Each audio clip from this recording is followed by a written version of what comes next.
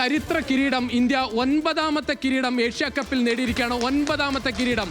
ഒരുപക്ഷെ ഇതിലും മികച്ച ഒരു വിജയം ഒരുപക്ഷെ ഇന്ത്യയുടെ കിരീട നേട്ടത്തിൽ പാകിസ്ഥാനെ ഫൈനലിൽ തോൽപ്പിച്ചുകൊണ്ട് ജയിക്കുക എന്നത് ഒരുപക്ഷെ ഇന്ത്യൻ ആരാധകർ സ്വപ്നം കണ്ട ഫൈനൽ അത് കിട്ടണമായിരുന്നു. ഈ ടൂർണമെന്റിന്റെ ചരിത്രത്തിൽ 3ാമത്തെ തവണയാണ് തുടർച്ചയായ 3 ഞായറാഴ്ചകളിൽ നമ്മൾ സൂപ്പർ സൺഡേ എന്ന് പലതവണ വിശേഷിപ്പിച്ച ഒരു ദിവസം.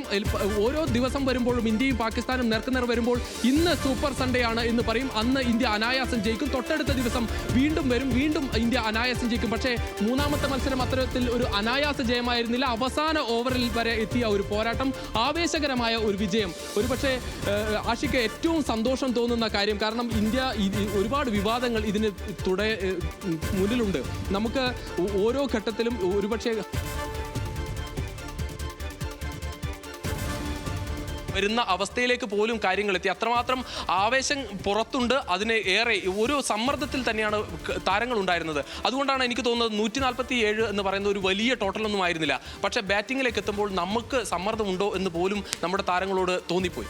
പ്രത്യേകിച്ച് ഫൈനലാണ്. ഫൈനലിലെ സമ്മർദ്ദം എന്തായാലും ഉണ്ടാവും. പക്ഷേ നമുക്ക് ഇന്ത്യയുടെ യുവനിരയാണ് കളിക്കാൻ ഇറങ്ങിയത്. ഇത്രയും പോലെ ഏഷ്യ പോലെ ഒരു ഫൈനലിൽ അവർ അനായാസമായി ജയിച്ചത്.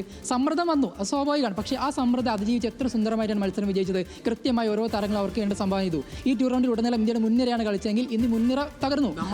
എടുത്തു പറയേണ്ടത് ഇന്ത്യയുടെ പുതിയ മുഖം എന്ന് പറയണം. കാരണം വിരാട് കോഹ്ലിയും രോഹിത് ശർമ്മയും ഒക്കെ മാറിയതിനു ശേഷം നമ്മുടെ യുവാക്കൾ നേടിത്തരുന്ന ഒരു വലിയ കിരീടമാണ്. ആ കിരീടത്തിന് അതിൻ്റെതായ അർത്ഥമുണ്ട്. കാരണം സൂര്യകുമാർ യാദവിന്റെ നേതൃത്വത്തിൽ വന്ന എല്ലാ താരങ്ങളെയും എടുത്താൽ അവരുടെ പ്രായം, അവരുടെ പരിചയ സമ്പത്ത് എല്ലാം നോക്കുമ്പോൾ ഏറ്റവും യുവനിര, അത് ഏറ്റവും ആവേശകരമായ ഒരു യുവനിര നമുക്ക് നേടിത്തന്ന ഒരു കിരീടമാണ്. തീർച്ചയായും യുവനിര. ഇപ്പോൾ തിലക് വർമ്മയാണെങ്കിലും അഭിഷേക് ശർമ്മയാണെങ്കിലും ഒരുപക്ഷെ ഈ ഏഷ്യ കപ്പിൽ ഏറ്റവും കൂടുതൽ എടുത്തു പറയേണ്ടത് അഭിഷേക് ശർമ്മയുടെ ഒരു പ്രകടനം തന്നെയായിരിക്കും. കാരണം വെടിക്കെട്ട് ബാറ്റിംഗ്, ഓരോ മത്സരത്തിലും എതിർ ടീമുകളെ ഭയപ്പെടുത്തുന്ന ഒരു ബാറ്റിംഗ് പ്രകടനം, ഒരു ഭയവുമില്ലാതെ ബാറ്റിംഗ് ചെയ്യാൻ കഴിയുന്ന അഭിഷേക് ശർമ്മ തന്നെയാണ് ഈ ടൂർണമെന്റിൽ ഇടുന്നിളം ഇന്ത്യയുടെ തുറപ്പിച്ചിട്ടായി പ്രവർത്തിച്ചതെന്ന് പറയേണ്ടി വരും. അതുപോലെ തന്നെയാണ് തിലക് വർമ്മ എന്ന് പറയുന്ന താരത്തിൻ്റെ കഴിവ്. പ്രത്യേകിച്ച് മധ്യനിരയിൽ ഇന്ത്യക്ക് എപ്പോഴും ഒരു ആവശ്യം വരുന്നു അപ്പോഴെല്ലാം ഇറങ്ങി കളിക്കാൻ കഴിയുന്ന ഒരു താരമായി ഇന്ത്യക്ക് ഭാവിയിൽ കൂടി തിലക് വർമ്മയെ ഉപയോഗിക്കാം. അതുപോലെ തന്നെ നിർണായക മത്സരങ്ങൾ തിളങ്ങിയ ജസ്പ്രീത് ബുംറ എടുക്കുമ്പോൾ താരങ്ങളാണ്.